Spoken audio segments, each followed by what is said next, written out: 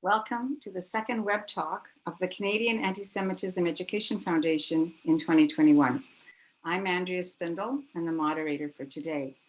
The Canadian Anti-Semitism Education Foundation is a national charitable organization that is focused on awareness, education, and advocacy in confronting growing anti-Semitism. For almost 20 years, CAEF has been urging Canadians to pay attention to the rise of anti-Semitism and anti-Zionism. We have presented international experts on topics of Israel's rights, the Palestinian myths and lies, and the danger of ignoring the anti-Israel BDS movement. Today, CAEF is working to end Jew hatred, having taken the lead in establishing End Jew Hatred Canada, a partner with the grassroots movement founded by the Lawful Project in the US. You will learn about this movement from today's guest speaker and how you and every Jew in the country can participate. We must expand our efforts to confront Jew hatred and defend Jewish civil rights in Canada and Jewish rights to self-determination in our ancestral homeland. You can read the background to this movement on the CAEF website at www.caef.ca. And I urge everyone to visit the website endjewhatred.com to understand more about the mission and activities of the movement. Please donate to CAEF to help grow this grassroots Jewish civil rights movement. It's my pleasure to introduce Gerard Phility, who is Senior Counsel at the Lawful Project, a nonprofit legal entity established to protect and defend the civil rights of the Jewish people and the pro-Israel community. Gerard joined the Lawful Project after working as a litigator in private practice for over 15 years. His experience included commercial litigation across a wide variety of practice areas at both state and federal levels. He then pursued civil counterterrorism litigation with an emphasis on money laundering investigations, and he represented victims of international acts of terrorism. Gerard has an undergraduate degree from New York University and a master's degree from the University of London. He was a fellow of the Royal Asiatic Society of the UK and a scholar of the Middle East and Central Asia before graduating in law from the University of Michigan. Gerard's first published book is called Frozen Tide, a suspense thriller that follows the investigation of a terrorist attack on American soil, something we used to think could never happen. However, today we know that anything imaginable can happen. After Gerard presents, he will take questions from the audience, so I draw your attention to the Q&A feature on your Zoom screen. Please use that if you have a question, and I will try to get to all of your questions. Welcome, Gerard. Thank you, Andrea, for that introduction. It's a pleasure and an honor to be with you all today. Thank you for having me, and thank you to all of you for joining in this endeavor to end Jew hatred. We are proud and honored to have you all as partners in Canada, and we look forward to all the many things we can accomplish together. I remember last year as a year where we saw a lot of action for social justice. I don't think you were anywhere in the world with a TV where you didn't see what was going on in the cities of the US and overseas day after day with people coming together to fight for their civil rights and for what you need in order to succeed as a minority community. Well, the Jewish community has not had that. We have supported every civil rights movement out there. We marched with Martin Luther King Jr., which is, something we celebrated just this week. We have fought for civil rights and equality for every group imaginable, but we've never really stood up for ourselves. And that's something that End Jew Hatred came together to address, especially after seeing the success of these movements like BLM and the New Women's Movement and other groups that managed to unify together to fight for what they believe in, which is the need for civil rights, for equality under the law. So that is what End Jew Hatred is about. We demand a world without Jew hatred and anti-Jewish discrimination. We are a civil rights movement dedicated to ensuring Jewish liberation from centuries of persecution. We are the world's oldest, most persecuted minority, and we want to achieve justice for the Jewish community through peaceful, direct action. What we offer as a movement is the assets that every individual member and every organizational partner has to offer, whether it's legal, like the Lawful Project, whether it's mobilizing and educating people like our new partners in Canada, or whether it's pursuing the proper definition of Zionism and Zionist advocacy on campus, like Club Z. We all offer different things. Combined together, we have the ability to succeed and make ourselves be heard and affect positive change. So I wanted to give you all an example or a few examples of the things that we have worked on and achieved, so you have an idea of what we can all do together on a much larger scale.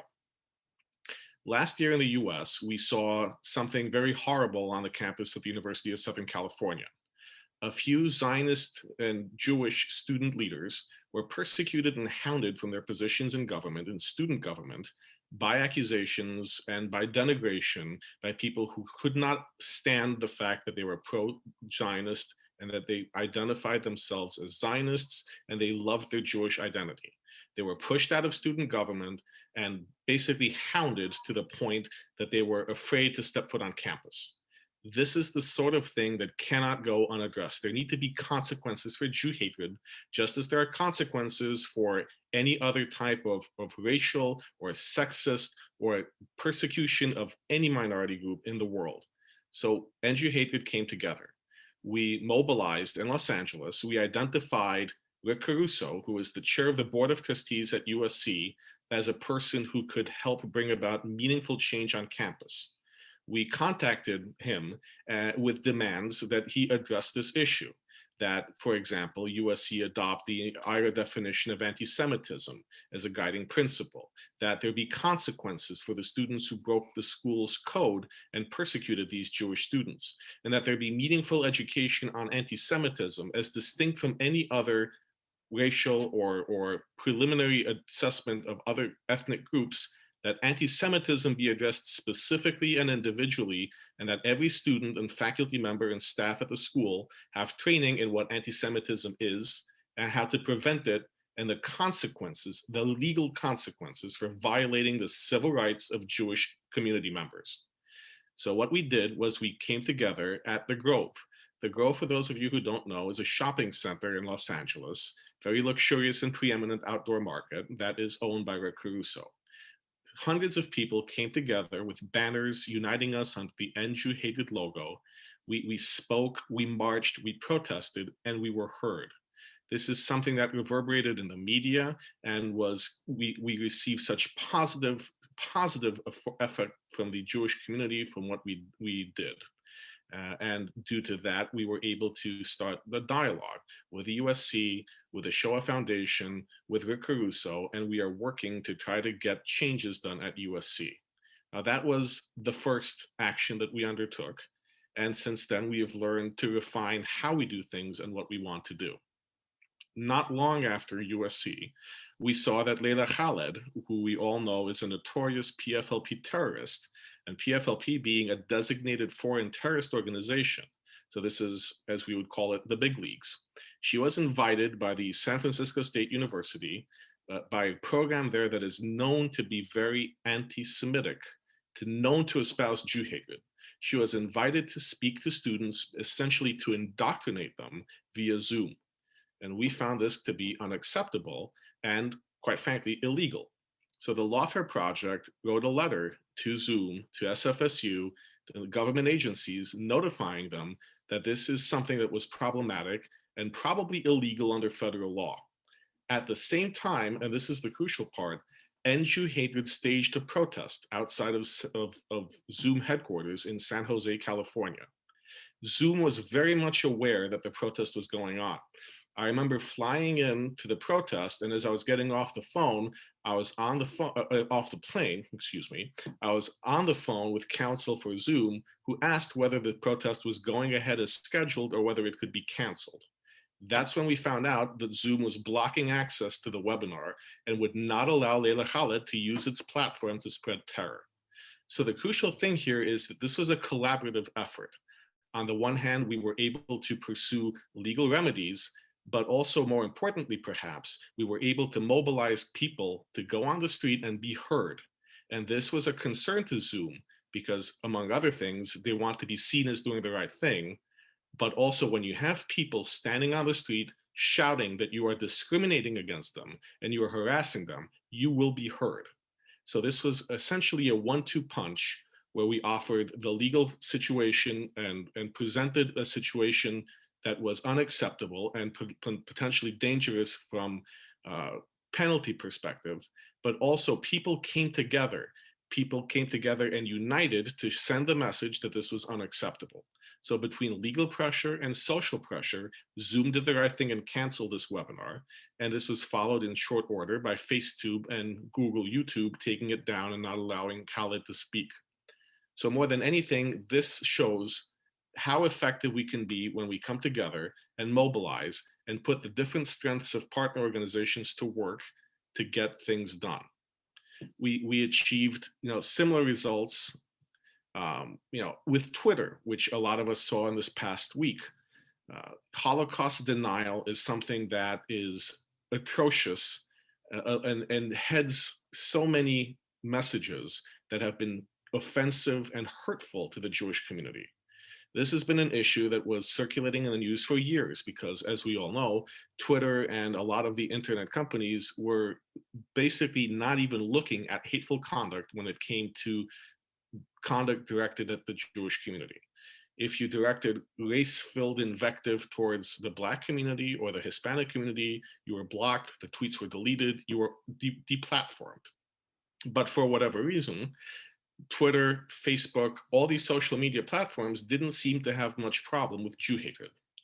So with Twitter specifically, we saw an opportunity when the company declared that it would ban Holocaust denial. They did this in October 2020. They issued a statement essentially saying that Holocaust denial would be banned. Jack Dorsey, the CEO of Twitter, went before Congress and he gave somewhat of a confusing message. But after his testimony, Twitter came back and clarified that hateful conduct policy covered Holocaust denial. So there should not be any Holocaust denial tweets. People should be able to report them and Twitter should take them down. That's what they said their policy is, but that's not what the case is. If we go on Twitter now, even today, you will find very offensive and emotionally charged tweets that basically go to the heart of Jewish suffering in the 1900s. And this is completely unacceptable. So we called out Jack Dorsey on this. And it was a very timely issue because this is just when the protests were happening in Washington, D.C., and Twitter was banning, President Trump from speaking on Twitter and banning other groups and reducing basically their voices, diminishing them and throwing them off their platform for pursuing hate speech, but was not doing the same for Holocaust denial. So Angie Hatred activists took action. They got in a car with a loudspeaker and drove by Jack Dorsey's house and parked there and broadcast to him in a very German-sounding voice, reminiscent of Adolf Hitler, the same tweets that he allows to come into our homes and that expose our children and our families to hate. So he could hear for himself what it's like to have someone else direct hate into your home and not be able to do anything about it. And we followed that with a campaign where we sent almost 2,000 postcards to Dorsey's neighbors, showing them what Twitter was doing, what these hateful tweets were like, and asking them to tell their neighbor that this was unacceptable and that it needs to change. So from this is something that's still in progress. This just happened this past week. There are many more things we will be doing, including as part of this International Holocaust Remembrance Day vigils. We have activists who will be marching from the Holocaust Memorial that's very near, it's less than half a mile from Jack Dorsey's home, to his doorstep. And this is both in remembrance of the Holocaust, in remembrance of the suffering, and also reminding him and his neighbors and everyone who will listen that this is particularly the type of hate that he is allowing on his platform and that needs to change. So this is the type of community activism that we are finding very effective because it carries our message. This isn't just about writing letters or having a campaign on Twitter. This is about people showing up with signs, with megaphones, with voices, in cars, in a procession. The most important thing is to be heard. And that's what Angie Hatred is about. It's to amplify the voices of everyone who is part of this group, part of this movement. It's to be able to be heard and make ourselves be heard and push for changes so that the civil rights of the Jewish community are treated equally to every other minority community out there. This is a unique opportunity, and this is why it's so important for people to get involved and see the issues affecting their community and strategize what they can do to bring about change. With Twitter, it's fairly simple. You have a CEO, so you have a built-in target. You have someone you can address your concerns to. With California, with USC, it's a similar thing. You want to address your concerns to someone who's in a position to do something about it. But here's the catch, I'd say. It's not always a matter of addressing the person who is titularly in charge. At USC, most people would write a letter to Carol Folt, who's the president of the university. But she's salaried, she has a pension, she has a union backing her, she has all of the power to do absolutely nothing if she wants to. She has no incentive. People have no incentive to change anything if they're not pushed. A businessman like Rick Caruso, on the other hand, they are more cognizant of the economic cost of not doing the right thing. So pushing is important where you can actually have effect. With Zoom, we could easily have written letters to San Francisco State University, and believe me, we did. We have, one of my colleagues is very passionate about resolving these issues on campus because they've been going on for so long. So this is something that we are very keenly on top of, but merely addressing letters to a university doesn't always work. You need to apply pressure where you can have results. So in the case of SFSU and Leila Khalid, yes, letters to the university help, but going to the corporate side, going to the company that has shareholders, that has stock value, addressing that board, addressing that CEO, and telling him that there are legal consequences and social consequences for allowing Jew hatred, that's where you get results. So that's something that I urge all of you to consider when you are moving forward as activists or as members of the community. Think about where you want to address your concerns. It's not always about writing a letter to the editor or writing a letter to a school board. You have to consider, is there an individual that you can identify that might actually have the power to get things done? That's not to say that they will, but that's the sort of thing that you want to leverage and focus on as a civil rights movement.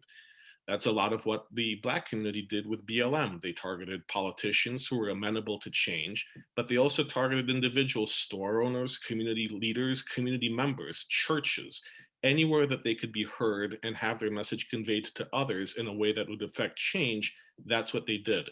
So that's what we're trying to do for our community, for a change, is to address our concerns to people who might actually be compelled to bring about change using the right pressure that's both legal and moral.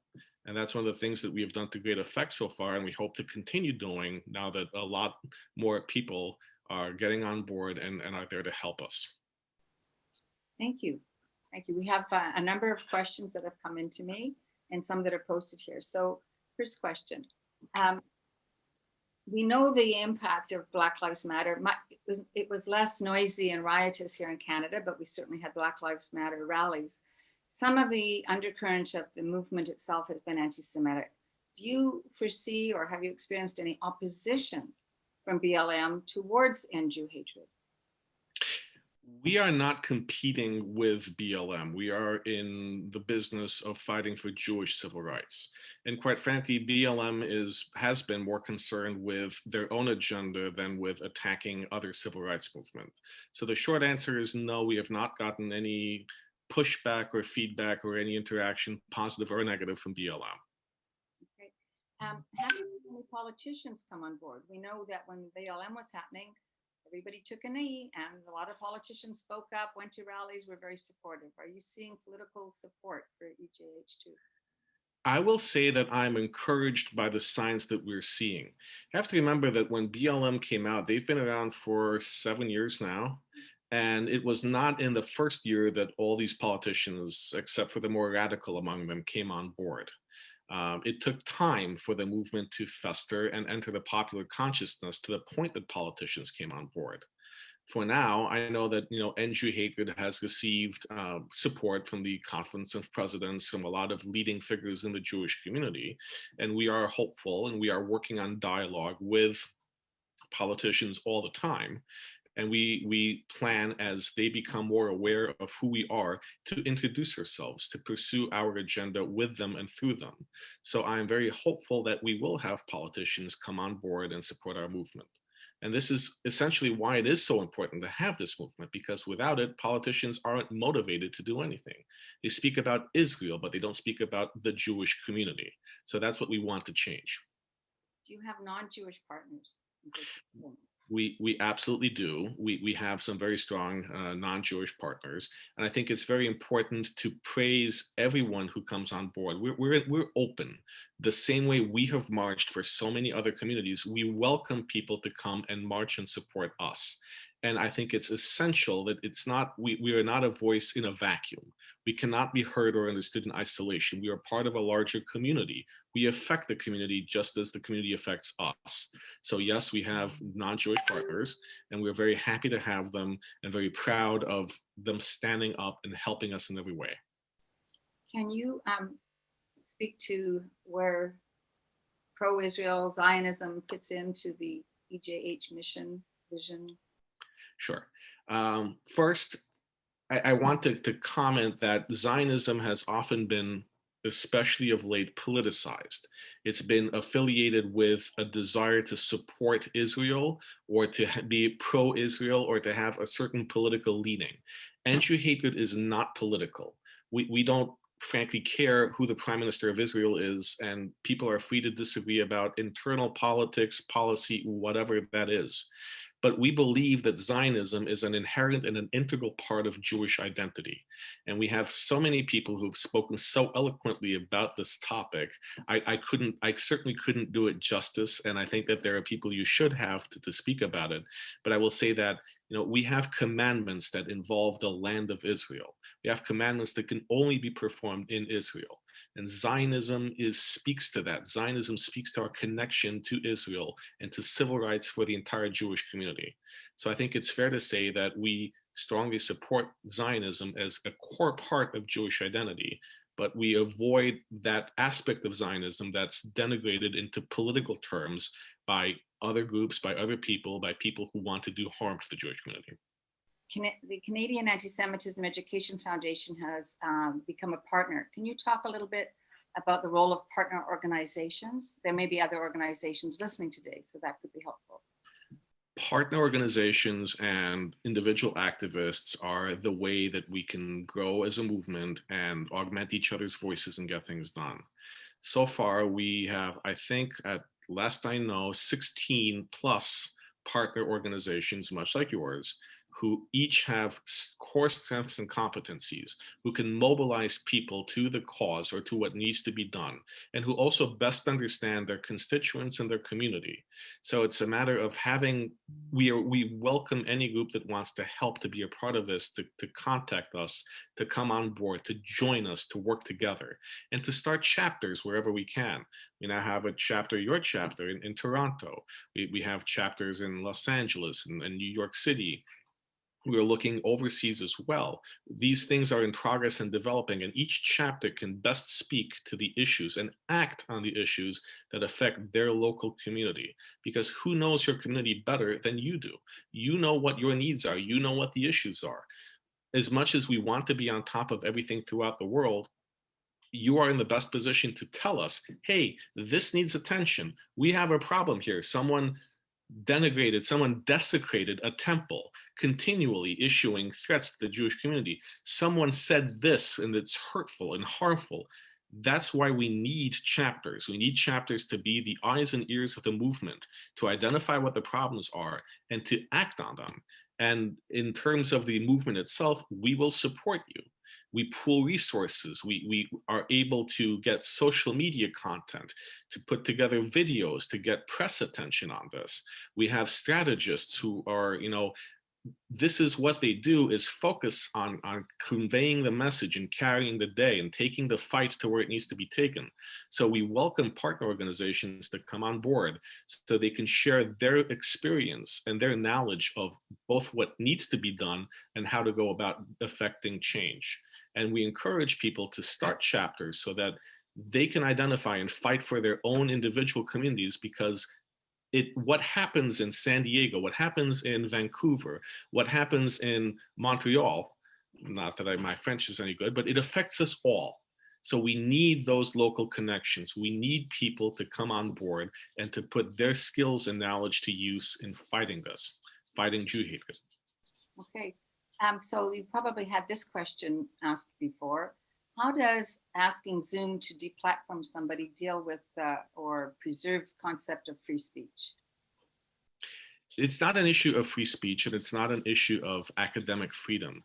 The biggest problem is that this is a designated terrorist organization. This is a person who could not get on a plane and fly to the US or Canada. They would be turned away. They'd be denied entry because they are a designated terrorist.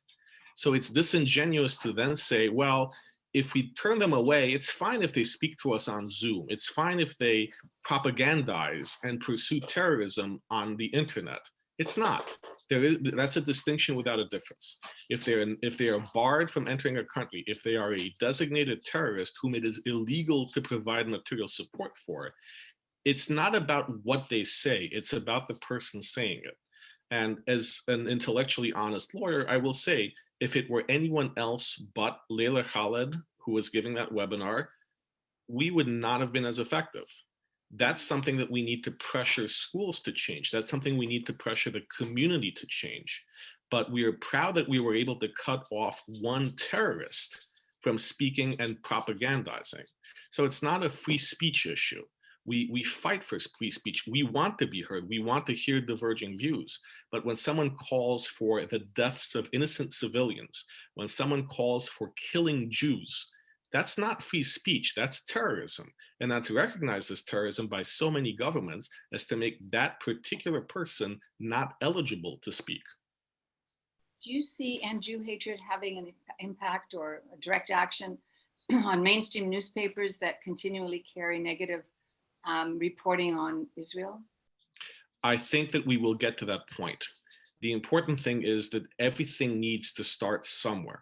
So we start with Jewish press, we start with community press. We've already been cited in national press, whether it's the New York Post or Fox News or the Washington Examiner. We are starting to develop that coverage that will allow us to impact what the media says. And that's part of the long-term growth strategy. Unfortunately, we're not in a position where we can make these changes and have these consequences overnight. This is something that takes time. But the more people that join, the more people that can amplify each other's voices, the more people that take action to be heard, that's how you get the media to pay attention and to start to affect what the media says and what the politicians say, which is why it's so crucial to have as many people come on board as want to join this fight. Have you had any criticism from people who see this as, in parentheses, playing identity politics? Sorry, playing what? Identity politics, where now Jews are using characteristics or identifying specific rights, as opposed to saying civil rights applies to everybody. The Black anti-racist movement has segregated itself and said we have rights, and the Latino community and the LGBT community and the women's community, and now Jews are doing it. Is this going to just play into more division? Well, the answer I have starts with a question. What can you do if you don't stand up for your rights as well? This is not a case in which Jews are sitting about passively, not experiencing any negative consequences. Jews are targeted every single day based on the simple fact and no other fact than that they are Jewish. So it's nice to think that we can all just have one civil rights movement that encompasses everyone. That is what it should be, quite frankly. Equal protection under the law should mean equal protection for everyone. We shouldn't have to specify which identity groups, which ethnic groups, which races or religions are protected and which are not. Unfortunately, we live in a world that has become so segmented over the last several decades that you can't be heard. Look what happens when you try to say all lives matter. You get shouted down. You are called a racist. You are told that you are being ridiculous and you are insulting the Black community. No life can matter until Black lives matter. So that's the reality we live in. The reality we live in is that the only way to be heard at this point in time, at this moment in history, is to fight for your rights if you are denigrated and put down and identified as a disadvantaged group. And that's what the Jewish community in many parts of the world is. It's being attacked simply for being Jewish. So ideally, we would be able to say that, no, we fight for the civil rights for all, and we are mindful of that. We're not asking for any special treatment. We're asking for equal protection, for equal treatment. So I understand that concern, but I think that the world we live in, the reality of it, is that we need to be able to stand up for ourselves because no one else seems to be. Wow, okay. If we were successful in getting Dorsey, Jack Dorsey, to take down or prohibit Holocaust deniers from using the platform, might that help stop the Ayatollah of Iran?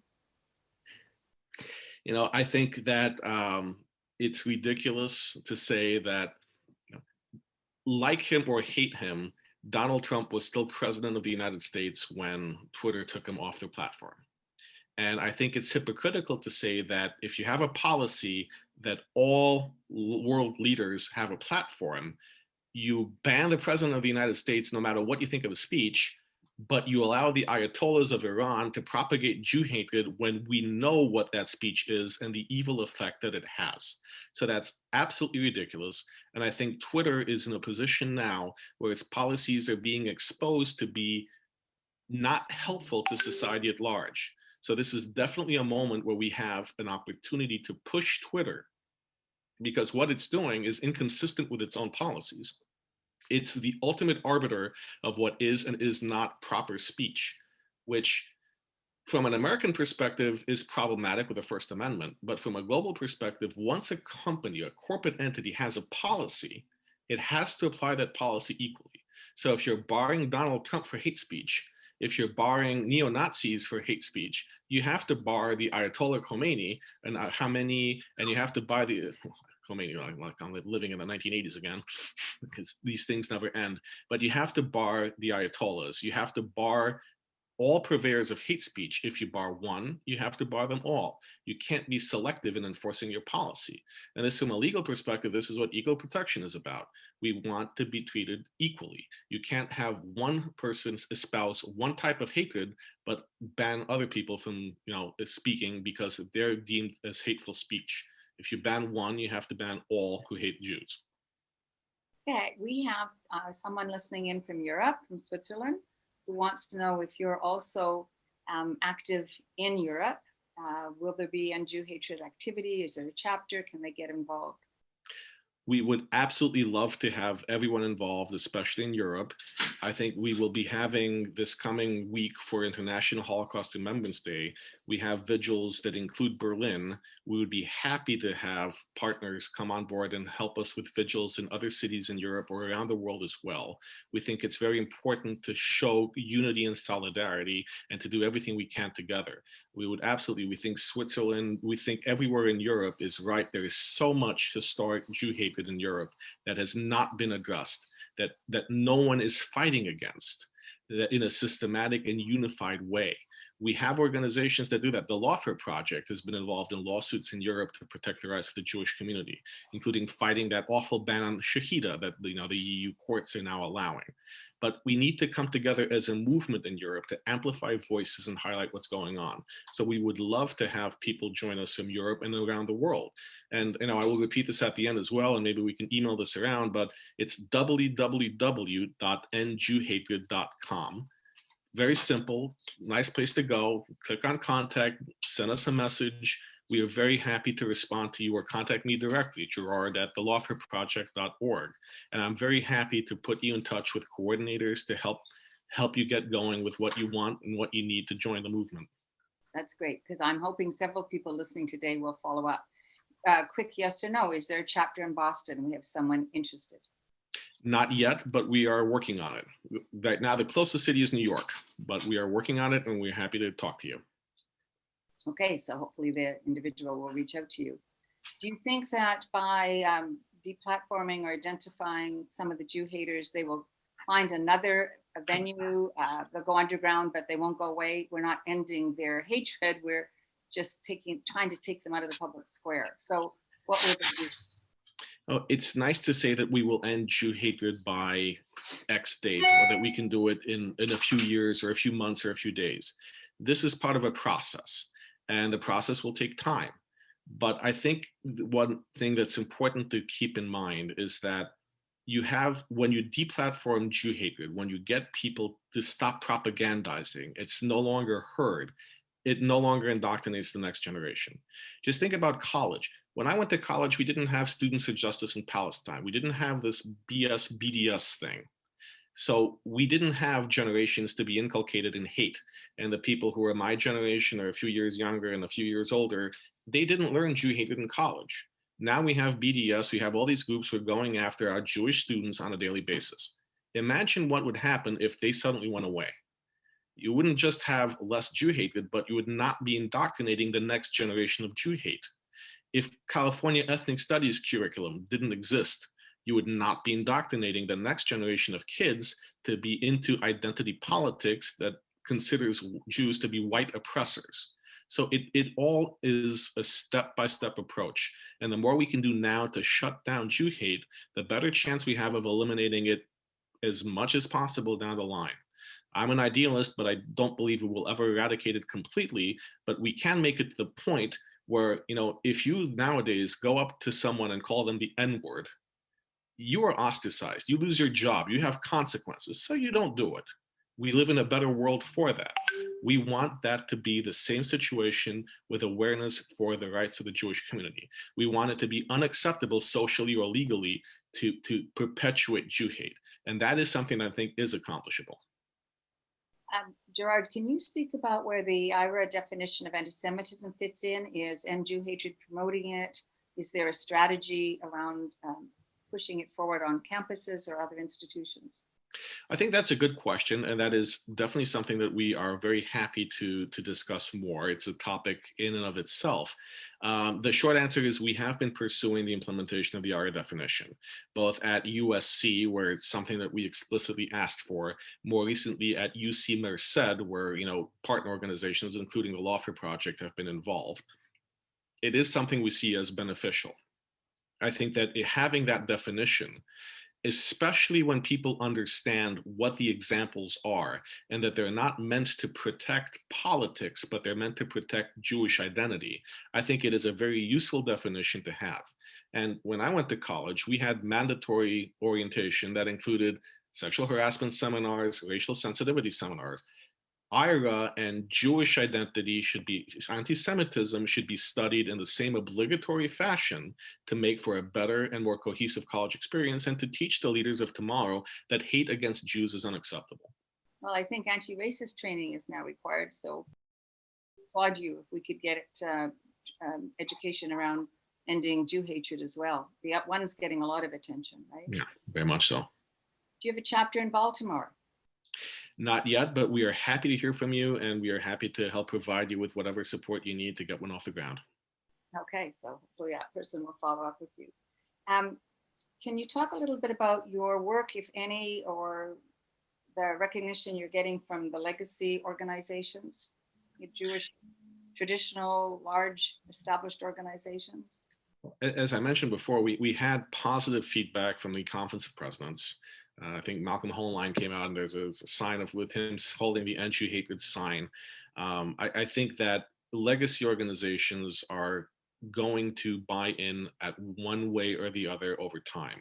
There's certainly no opposition, but we are not competing with them. We are happy to have them join under the banner to End Jew Hatred, because this isn't about resources or ideology. This isn't about cannibalizing any group's members or agenda. This is about different groups coming together for the greater good and unifying under the one banner that is most conspicuously absent, ending Jew hatred. That's what we're doing. So we have not had any negative reaction whatsoever from legacy organizations. Large organizations that are internationally active have actually come to End Jew Hatred, or we are talking to them about partnering with them on projects or in general. So I think that this is something I'm very excited that this is something that will only grow and become hopefully mainstream in Jewish consciousness. Great. One of the things that I think people are persuaded by, or might be, is that there's not a lot of expense to being part of End Jew Hatred. It's not like you join a club or pay a membership. It's not like the chapters themselves have to have budgets. Can you talk a little bit about what resources are necessary and what End You Hatred Central provides? Sure. There are no membership costs. There are no membership fees. I think organizations, usually when you partner with an organization, they come with the member, so to speak, although we're happy to have people join chapters and what they need. The nice thing about, God, I can't believe I'm saying this. The nice thing about the pandemic is that it has shown us that we do not all need to be together in one building to get things done. It has shown us that we can work in a decentralized fashion and still get work done. So think of End You Hatred in many ways as the same thing. You don't need an infrastructure. You don't need a fancy office. You don't need office supplies. Everyone's got access to a printer where you can print things. You know, End You Hatred, the central, if you will, we're happy to help with costs for posters, for actions, for things. You need a megaphone, we can probably help with that. If you need an action to carry out, we can provide logistical support. If you need, you know, copywritten, if you need social media designs, that's something that I'm sure we can help with. So it's a matter of, you know, at some point we would love to be able to raise funds for End You Hatred as a whole, to be able to put those funds to use for every chapter and every partner organization undertaking activities. But that's not a concern for individual members. That's something that, you know, to be an activist, you have to show up.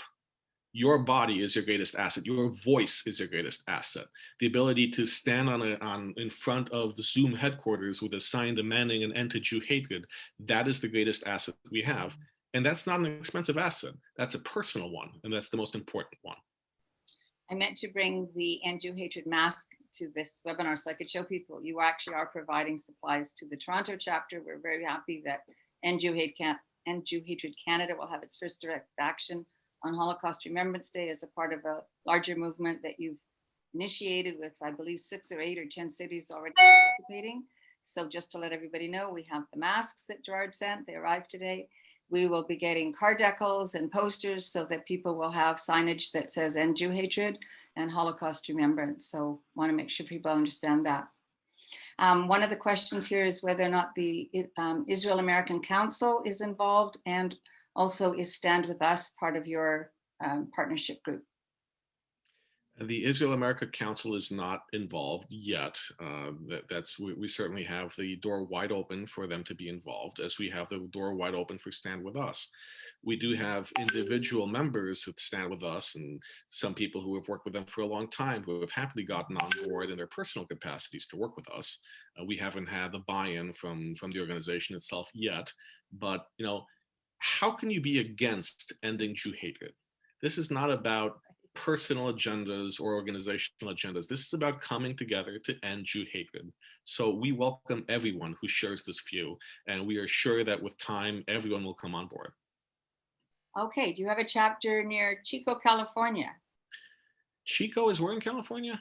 I forget. I don't know where it is. Northern California. Well, we've got people in San Francisco, and I think they're organizing as a chapter. So that is absolutely something to consider. Can you repeat your email address? I have a request here. Sure. I wish I had a piece of paper to write it up in mirrored form, but my email address is Gerard, Gerard, at the Lawfare, LAWFARE project, that's all in one word, .org. Gerard at thelawfareproject.org. And there's also, www.endjewhatred.com. And we have a sign up form on the bottom where you can put in information as well. It's endjewhatred.com. I saw a question pop up. There's a question about whether there are End Jew Hatred papers, documents that people should be aware of, or are you writing articles? We have not, that's something that is certainly in the works. We have not done that yet. We do have prolific talent at writing, and I'm sure that we will be putting together End You Hatred papers that will be out in the media and available on our website as well. We're also very happy to hear what your concerns are and what you think we should be addressing, because that's how we can only see so much, and we react to things that are brought to our attention. But the more people that can point out what we need to focus on, we're happy to help put things together for that. And I can invite people to check the Canadian site. We are putting up some of the documents that you have already created that might be of use to people, and developing a plan here. So we invite people to check in with caef.ca on that as well. Are you going to be, you mentioned it, but I wasn't quite sure if you're actively pursuing it. You mentioned perhaps having a fund for Angie Hatred. Is there going to be a fundraising program that includes all of Angie Hatred, or how do you envision that? Well, we envision, fundraising for Angie Hatred, which is essentially money that will be set aside for use by the movement itself. So when you are having, for example, an action and you need certain supplies, or you need to hire a skywriter to write Angie Hatred over the Canadian Parliament when they're discussing a bill, that's something. I'm using that as an extreme example, obviously, but that's something. That's the sort of thing that we would like to raise money to put aside for, not for for anything other than perpetuating and carrying out actions, and to have that available to disperse to chapters, as they come out with their own ideas for action. We have a couple of other communities asking. So Florida, is that on your list? We have a lot of people in Florida, and we are happy to help start the chapter down there. Okay. And someone mentioned the synagogue that was defaced in Montreal. So I'm going to suggest they get in touch with us, and maybe we can help get a group going in Montreal, since we are just beginning, but we have activities planned for Toronto, right? Can you talk about if you see anything changing? I mean, we hope major changes in terms of support for Jews in America with the new Biden administration. Is there anything specific that Angie Hatred has in mind? Are you making a representation to the new administration? We are hopeful, as always, that the new administration will pursue policies that align with our needs and our perspectives. Unfortunately, we are just at the point where we don't really know who the people are who will be staffing these positions or advising the president. We are happy to reach out to them, and will likely do so when it comes to specific issues that we all want to raise. For example, hate on Twitter or on the internet. We are happy to reach out to whatever administration is in power in whatever country to raise our issues and see if we can get results. Do you think the administration will reverse the executive order that protects Jewish students on campus? I personally don't think so. I think that executive order is very meaningful to a lot of people, especially the Jewish community, obviously. And a lot of the things that Donald Trump did, whatever else you may think of his politics, were of great help to the Jewish community.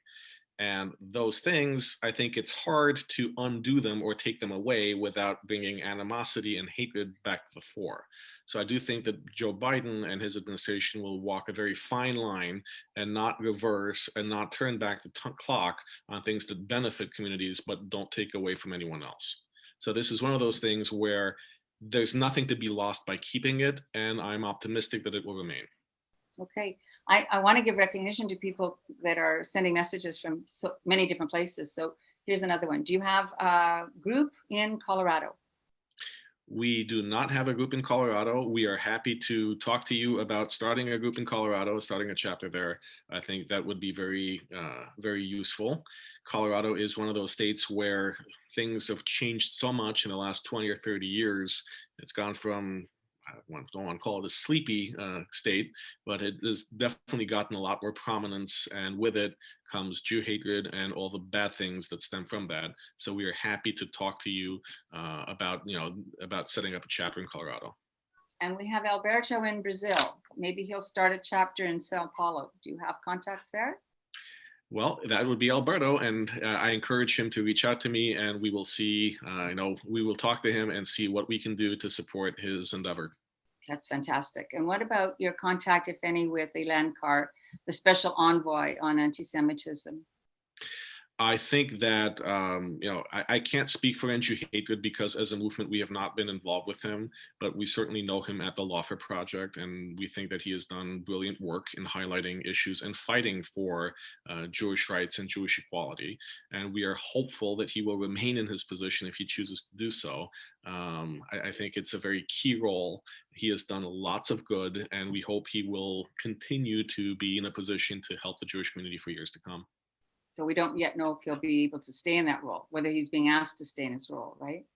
I think my sense is that there are many things in flux in Washington, D.C., and we will not know probably for months who the final key decision makers are and whether they will remain in positions or change to other departments or other positions. So I think it's too early to tell.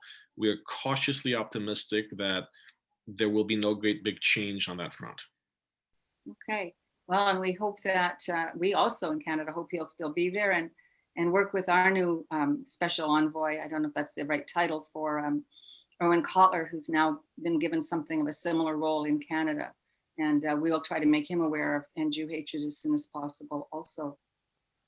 Is there anything else that you would like to leave with us to be mindful of? Key points, not only just besides individuals and organizations joining, key points, for example, how to go about prioritizing a target. If we're going to take action and there are so many different things happening, how would you choose where to invest your energy? Well, in background, let me just say that once you are a partner organization or you start a chapter, you have at your disposal the resources of the Angie Hatred core, and I use air quotation marks for that. But we have people who are dedicated to and skilled at crafting messages and strategy, and who can help you identify the right target and the right message. And that's the beauty of a movement, is that we are all available to one another. These are things that we can discuss and strategize about jointly and come up with the best way to address a problem and identify the best person to talk to about it. Just as we identified, for example, Rick Caruso, or we identified Zoom and its CEO, we can do the same thing with chapters and partner organizations and help them focus their energies on where to do the most good. But in general, let me just say that the most important thing is taking action. It's joining. It's not just sitting down and writing letters. It's being willing to go and mobilize. That's how you have impact. Back in 2020, I want to say, there was a march following all the attacks at synagogues in New York City and on the subway in Brooklyn, everything that happened around Hanukkah 2019. At the beginning of 2020, there was a march across the Brooklyn Bridge that was attended by thousands of people.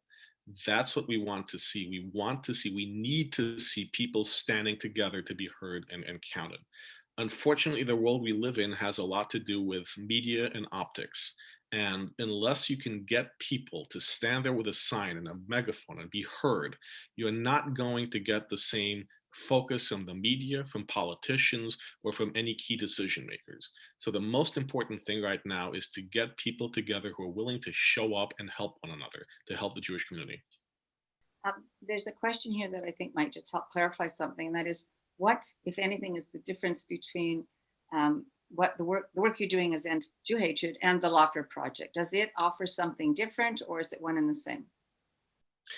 The difference is the Lawful Project, we are essentially lawyers. We are happy to put our legal expertise to work, both for individual clients, for the Jewish community, and for Angie Hatred, as we have been doing. But we're not trained as activists, and that's not something that we came into to being naturally. That's something that we all now do as part of our voluntary effort to be part of this movement. But the distinction is Angie Hatred is a grassroots movement. It's people deciding to come together for fighting specific issues in the greater battle against Jew hatred. Lawful Project is a founding partner, and it's one of the players. But what we do is we pursue legal strategies. We pursue legal actions. Sometimes we will find that, just as we did in Zoom, that lawfare, for example, will work hand in hand with Angie Hatred as two prongs. There's a legal approach, and then there's the social justice / activist approach. Other times, there's no real need or benefit from having much legal involvement. When you have people marching on the street to combat a desecration or combat a particular Jew hater, you don't always need a legal avenue. You don't always need an economic avenue. You need people who are offended and want to take action and can take action. So the distinction really is, the Lawful Project, we're lawyers. We specialize in civil rights and human rights of the Jewish community. Angie Hatred is more than that. Angie Hatred is people of all backgrounds coming together to fight. Okay, thank you. I want to acknowledge Jennifer, who's in Niagara-on-the-Lake, and urge that she get in touch with us if she'd like to get involved and start something in that part of Ontario. And to let everybody that's in the Toronto area know, we do have an event being planned for January 27th. Again, watch for a notice on CAEF, or get in touch with me directly at Andrea, ANDRIA, at CAEF.ca. And we are working with Angie Hatred Central, that is providing us with direction and resources and moral support and strategic support that everybody needs to know is very, very helpful. With that, Gerard, I don't have any immediate questions. A lot of people have sent notes to thank you and to thank Brooke Goldstein for her tremendous work. Everyone in Canada is very aware. We're very proud of her because she's from Toronto, right? We like to claim all our own. So we're very happy to be working with the Lawful Project and to be part of Angie Hatred, and for all of your time, people are very grateful. And so thank you. Thank you for having me, and thank you all so much for joining us. This is a seminal and historic moment in Jewish history, and I'm glad that we're so many people working together for the cause to end Jew hatred. And I know there are a lot more questions probably that we never got a chance to address. Please feel free to email me, and I will do my best to get back to you as quickly as possible. Thank you for having me. I'll remind people that a recording of this webinar will be available probably later tomorrow, but I will be sending it to everybody that's registered and to everyone on our CAEF list. And I'm sure the Lawful Project will do likewise. So you'll be welcome to then distribute it, share it, push it out. Okay. Thank you, everyone, and have a good day. Stay well.